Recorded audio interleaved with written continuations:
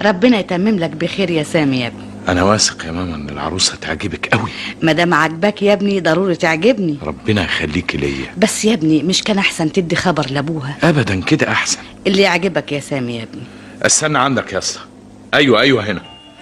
اتفضلي انزلي يا ماما، هو ده البيت.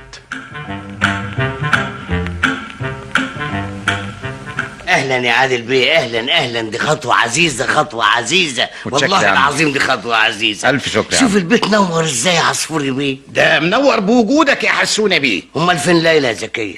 شوفيها اتاخرت ليه؟ قولي لها عمك العصفوري بيه وعادل بيه وصلوا.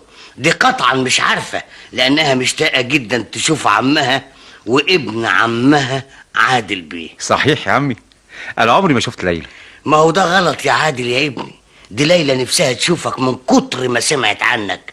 ما تتصورش ليلى بتحبكم انت والعصفوري بيه قد ايه. شوفيها يا زكيه. حاضر. ابعت لها البت فاطمه ولا روحي شوفيها انت. سيدي في ايه يا فاطمه؟ في واحد افندي على الباب بره ومعاه واحده ست كبيره عاوزين حضرتك. عاوزين انا ليه؟ ايوه يا سيدي. ما قالوش ليه؟ ما قالوش يا سيدي. قولي لهم يتفضلوا. حاضر. عن اذنكم شويه. استني شويه زكيه اما نشوف مين دول. هيكون مين الساعه دي؟ اتفضل يا بيه، اتفضلي يا ست هاني. مساء الخير يا عمي. مساء الخير. انا سامي عبد الحميد ودي والدتي. اهلا وسهلا يا مرحبا. الله يرحب بيك. ايوه يا ابني انا تحت امرك. العفو يا عمي، هو بس الموضوع الحقيقه خاص شويه. اتكلم يا ابني، خد راحتك، مفيش حد غريب هنا. العصفوري بيه اخويا وعادل بيه ابن اخويا، مفيش حد غريب ابدا. ده يشرفني يا عمي. الحكايه ان انا جاي انا ووالدتي عشان نقول لك قصدي يعني نطلب. تطلب ايه يا ابني؟ نطلب من سعادتك ايد الانسه ليلى. ما سمعتش كويس عشان نظري ضعيف. ايد الانسه ليلى.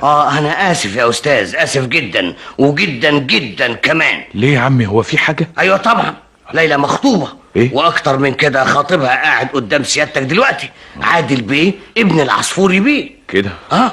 انا اسف يا عمي، ما كنتش اعرف. يلا يا ماما استاذن يا سعاده البيه.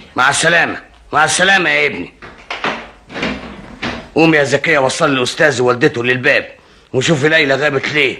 قطعا كانت جايه، ولما شافت الناس دول ما رضتش تخش الصالون. حاكم ليلى بنتي بقى في الكسوف والادب ملهاش مثيل، ولا يمكن بتعمل الشاي بايديها والحاجات الحلوه بقى اللي معاه.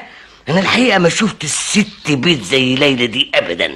تصور يا عادل بيه، كل حاجه في البيت تحب تعملها بايديها. ليه يا انكل؟ انتوا ما عندكوش شغاله؟ عندنا، بس انت عارف يعني ستات البيت الشاطرين عمرهم